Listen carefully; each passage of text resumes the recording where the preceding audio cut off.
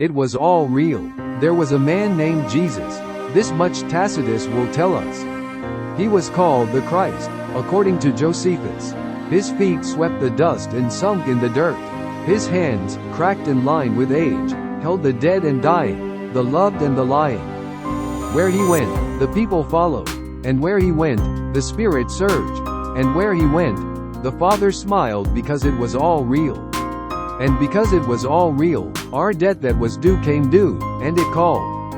Its payment had to be real, and the payment had to be permanent, and the payment had to be rendered.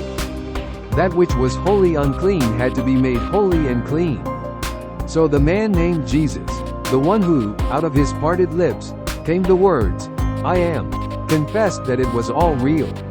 So the beatings were real, and the lashes were real, and the blood was real, and the thorns were real, and the mocking was real, and the shame was real, and the scorn was real, and his mother's pain was real, and his brother's pain was real, and his pain was real.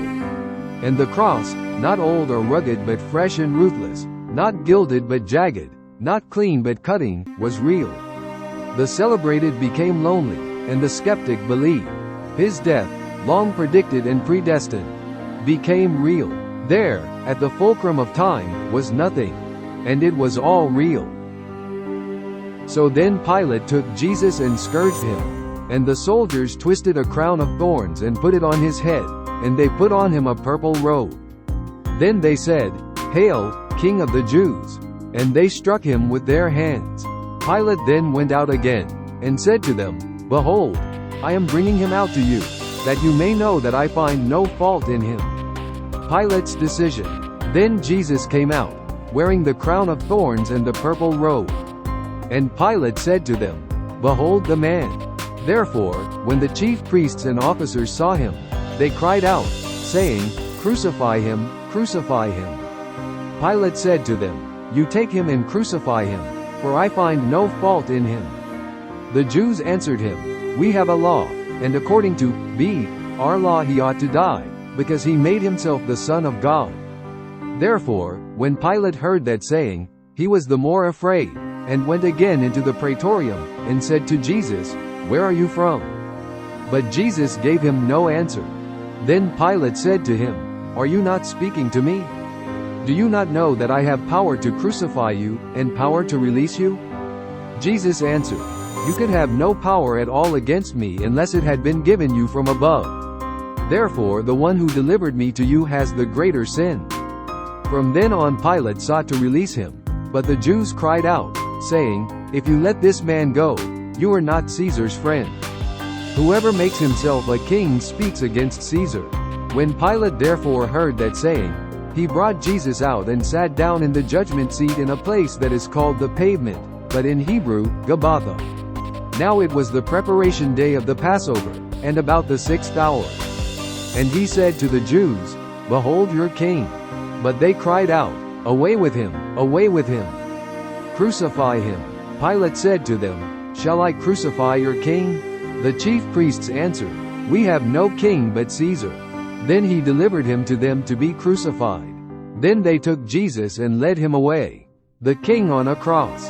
And he, bearing his cross, went out to a place called the place of a skull, which is called in Hebrew, Golgotha.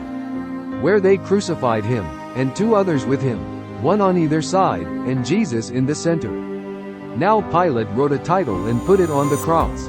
And the writing was, Then many of the Jews read this title. For the place where Jesus was crucified was near the city, and it was written in Hebrew, Greek, and Latin. Therefore the chief priests of the Jews said to Pilate, Do not write, the King of the Jews, but, he said, I am the King of the Jews. Pilate answered, What I have written, I have written. Then the soldiers, when they had crucified Jesus, took his garments and made 4 parts, to each soldier a part, and also the tunic. Now the tunic was without seam, woven from the top in one piece. They said therefore among themselves, Let us not tear it, but cast lots for it, whose it shall be, that the scripture might be fulfilled which says, They divided my garments among them, and for my clothing they cast lots. Therefore the soldiers did these things. Behold your mother. Now there stood by the cross of Jesus his mother, and his mother's sister, Mary the wife of Clopas, and Mary Magdalene. When Jesus therefore saw his mother, and the disciple whom he loved standing by, he said to his mother, Woman, behold your son. Then he said to the disciple, Behold your mother. And from that hour that disciple took her to his own home. It is finished. After this, Jesus, knowing that all things were now accomplished, that the scripture might be fulfilled, said, I thirst. Now a vessel full of sour wine was sitting there. And they filled a sponge with sour wine, put it on hyssop, and put it to his mouth. So when Jesus had received the sour wine, he said, It is finished. And bowing his head, he gave up his spirit. Let us therefore come boldly to the throne of grace, that we may obtain mercy and find grace to help in time of need.